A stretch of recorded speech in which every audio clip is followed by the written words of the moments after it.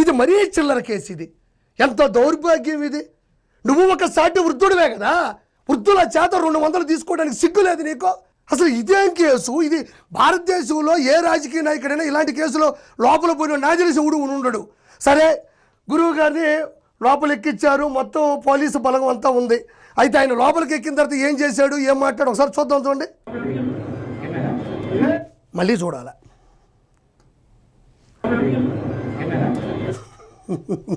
అంబటి రాంబాబు కెమెరాలన్నీ చూస్తూ ఉండగా ఇంకా లోపలికి రిమాండ్కి వెళ్ళేటప్పుడు తగ్గేదేలే అంటున్నాడు. అంటే అంబటి రాంబాబు చెప్పేది ఏంటంటే తగ్గేదేలే, 2029లో వైఎస్ఆర్ చెప్పి నెగ్గేదేలే.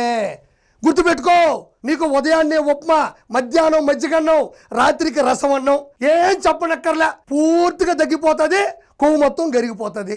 స్లిమ్గా కాదు, సిమ్ముగా బయటకు వస్తావు. మరి చూడండి ఇక్కడ